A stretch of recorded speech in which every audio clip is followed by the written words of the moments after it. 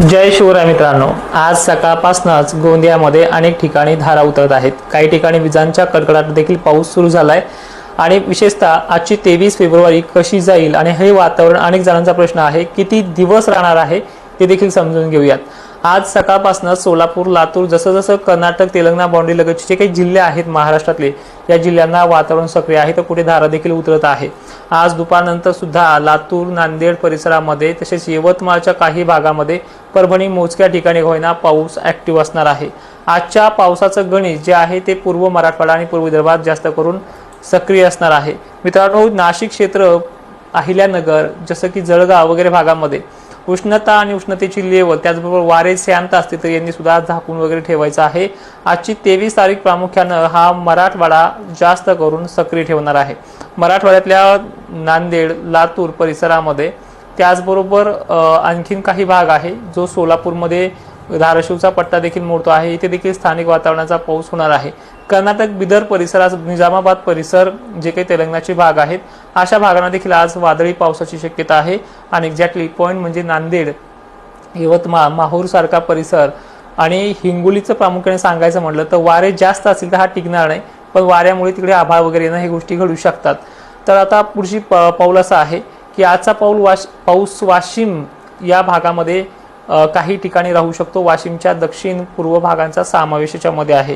छत्रपती संभाजीनगर, जळगाव, धुळे, अहिल्यानगर, पुणे परिसरात मोठा धाक नाहीये आज 23 तारखेला।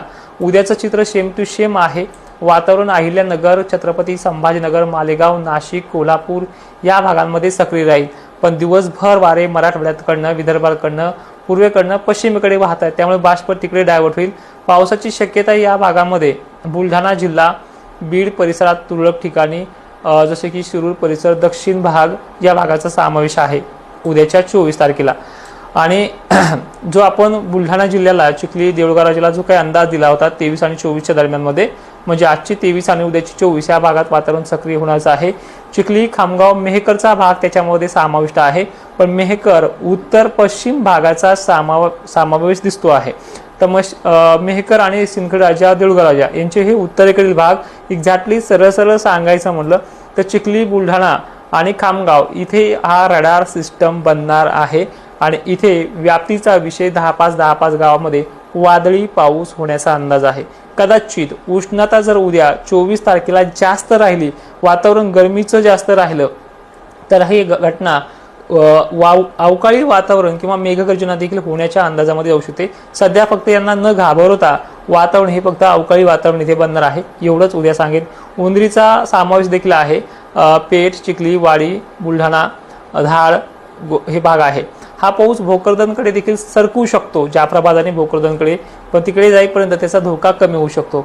आता उदाहरणार्थ 25 तारीख देखील पाहूयात। 25 तारखेला हे वातावरण, दिनांक 25चं वातावरण दुपारनंतर हा व्यास जो आहे, हा वातावरणाचा जो रडार आहे तो नांदेड पट्टा, लातूर पट्टा, परभणी पट्ट्या मागे सक्रिय होत लातूर दक्षिण भाग, लातूर पश्चिम भाग, लातूर पूर्व भाग याचा समावेश आहे। उत्तर भागाकडे जोर याचा म्हणावा असा दिसत नाहीये। म्हणजे आता याच्यात सारांश असा आहे की पश्चिम महाराष्ट्र, खानदेश ह्यावेळी पाहिजे तितका धाक इथे नाहीये आणि मॉडेलनुसार हे चित्र तिथं बरं आहे, त्यामुळे त्यांना दिलासा मिळतोय। पण वातावरण इथे घाबरून टाकणार आहे, कसं की ढगाळ होणं, अवकाळी ढग येणं आणि ते ऑटोमॅटिक जिरणं हे गोष्टी होणार आहे। पण मराठवाड्याचं तसं नाही, वातावरण दिसणार नाहीये, दुपारून जेच बनलं की ते पडल्याशिवाय राहणार नाही, अशी परिस्थिती मराठवाड्यामधल्या जिल्ह्यांची आहे। यामध्ये जालना थोडासा दिलासादायक वातावरण जालन्याचं आहे। बीडचंही म्हणावं असं खराब नाही, पण जो माजलगाव पट्टा आहे, जो पट्टा दक्षिण साईडचा येतो, म्हणजे केज वगैरे पूर्व भाग जो आहे, हा पट्ट्यामध्ये थोडा धाक अजून 2-3 दिवस राहणार आहे। हे वातावरण कमीत कमी 27 ते 28 दिवस ढगाळलेलं आणि खराब असणार आहे। पावसाची शक्यता मात्र 26 तारखेपर्यंत राहील, 25 किंवा 26 तारखेपर्यंत, त्यापुढे जाणार नाही। तिथून पुढे स्थानिक वातावरणाची ढग येणं, थोडे तुरळक शितोळे पडणं हा एक अपवाद आहे। आता हरभरा, गहू काढणीसाठी नियोजन असं करायचंय की ज्यांचा थोडाफार कच्चा आहे त्यांनी घाई करू नका।